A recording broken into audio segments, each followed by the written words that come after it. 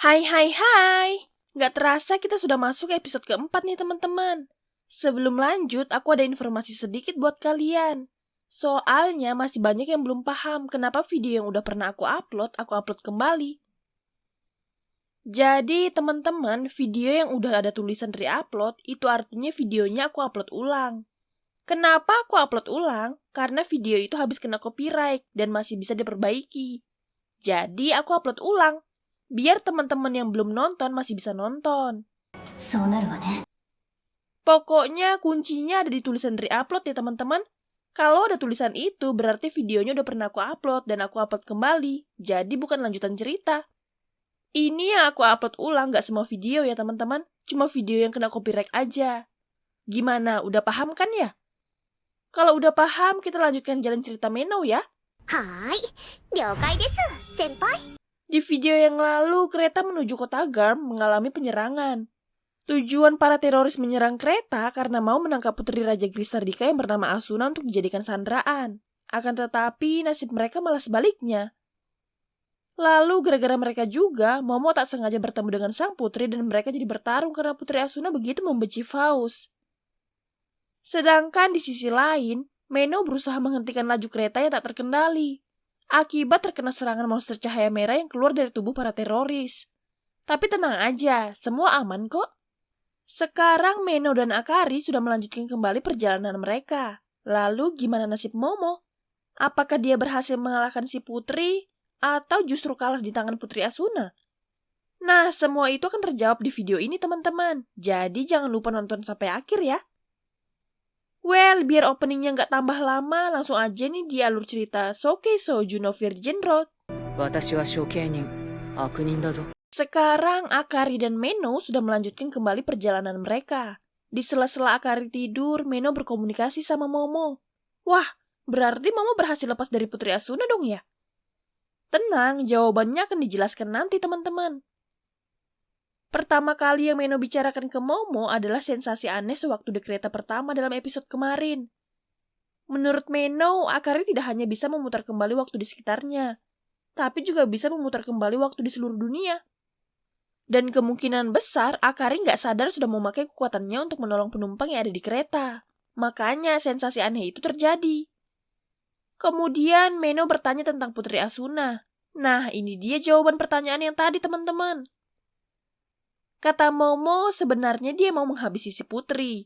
Cuma daripada urusan makin lama dan panjang, jadi Momo memilih buat kabur.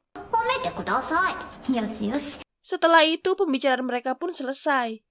Menurut penjelasan Meno, sebuah konsep murni yang melenceng pasti akan jadi tidak stabil. Semakin dipakai, maka akan semakin kuat dan berbahaya. Oleh sebab itu, Meno harus berhati-hati biar kejadian naas akibat ulah manusia tidak terjadi lagi. Ngomong-ngomong kejadian naas, Meno jadi ingat kejadian yang pernah menimpanya dulu teman-teman. Awalnya Meno nggak tahu apa yang sedang terjadi padanya. Yang dia ingat cuma namanya doang. Saat ada di musibah itu, Meno sama sekali nggak merasa sedih ataupun takut. Karena flare yang datang menghabisi manusia itu, Nenek Orwell jadi minta dia buat ngerawat Meno.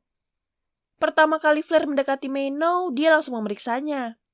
Katanya Meno adalah bahan Magecraft terbaik, dan saat ini fisik serta mentalnya sudah diputihkan. Makanya dia seperti terlihat tidak punya semangat. Kemudian Flare membuang sesuatu. Menurut aku, yang dibuang Flare ini adalah uang ya teman-teman. Mungkin dia sengaja berikan itu ke Meno buat bertahan hidup atau melanjutkan kembali hidupnya.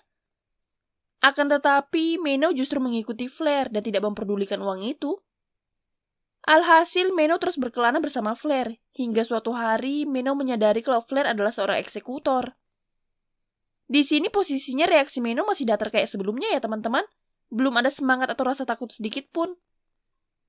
Singkat cerita, sampailah mereka di sebuah benua garam. Kata Flare, benua garam ini dulunya adalah benua besar yang dihuni banyak orang. Tetapi sekarang malah menjadi garam dan perlahan-lahan mulai larut ke laut. Lalu tepat di hadapan mereka ada pedang garam yang sedang menancap. Pedang ini bukan sembarang pedang ya teman-teman. Apapun yang tertancap oleh pedang ini, pasti langsung akan berubah menjadi garam.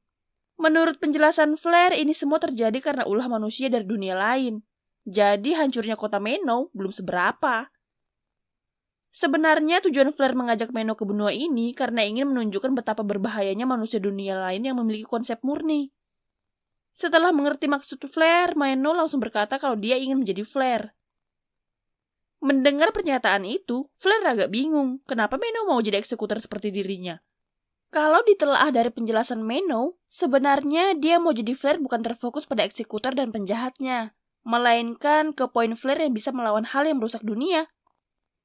Cuma karena Flare memang seorang eksekutor, jadi Meno juga akan jadi begitu. Di sini Flare nggak langsung mengiyakan permintaan Meno. Ia justru memberikan kesempatan ke Meno untuk berubah pikiran. Karena Meno tetap ada pilihannya, akhirnya Flare membawanya ke biara yang jauh di dalam sanctuary. Di tempat ini, Meno banyak belajar, mulai dari negara yang bernama Jepang, tentang magecraft, pokoknya semua hal deh. Selain itu, Flare juga menjelaskan kalau peradaban kuno mereka pernah mendominasi benua, menaklukkan laut, dan terbang sampai ke bintang. Semua itu didapat berkat konsep murni orang dunia lain yang dimanfaatkan tanpa batas. Terbukti bahasa Jepang menjadi bahasa sehari-hari di sini. Akan tetapi, peradaban itu musnah akibat 4 human error yang konsep murni mereka lepas kendali. Kata Flare, orang dunia lain yang datang kemari tidak akan bisa kembali ke dunianya. Maka dari itu, mereka yang datang harus dimusnahkan. Alhasil, Meno dan anak-anak lainnya diajari cara mengeksekusi, serta menanamkan prinsip orang dunia lain harus disingkirkan, meskipun dia baik. Sore harinya, Meno melihat teman-temannya begitu tertekan sama ajaran Flare. Lalu ia pun melaporkan hal itu ke Flare.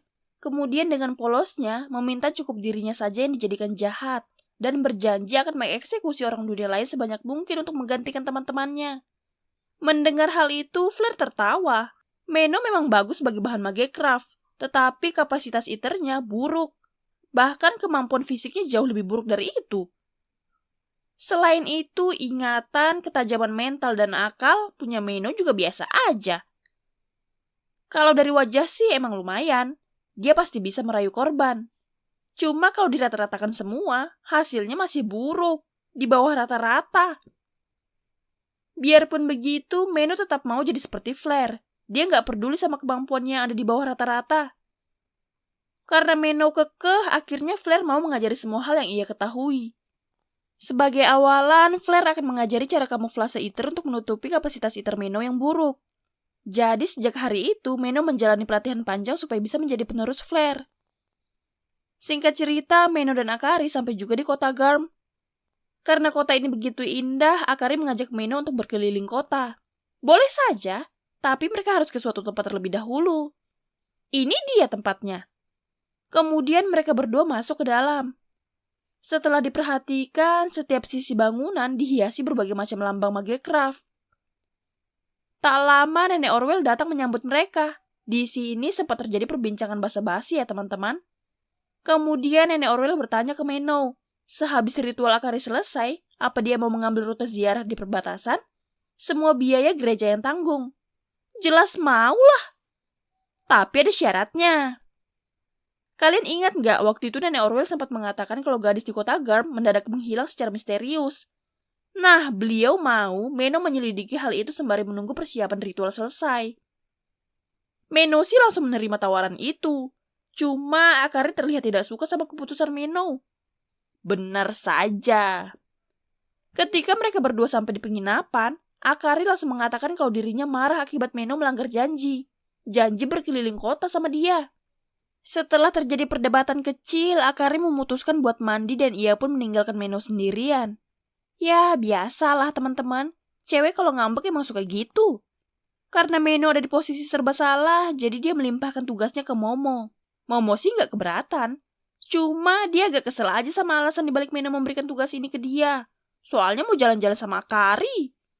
Tapi ya mau gimana lagi, Momo tetap mengerjakannya. Sebelum dia pergi, Meno menyinggung soal permata merah yang ada di tubuh para teroris. Kata Meno, bisa jadi permata itu pemberian dari orang yang ahli magecraft. Dan tidak menutup kemungkinan pelakunya dari nobles yang ada di kota ini. Oke, siap. Momo juga akan selidiki itu.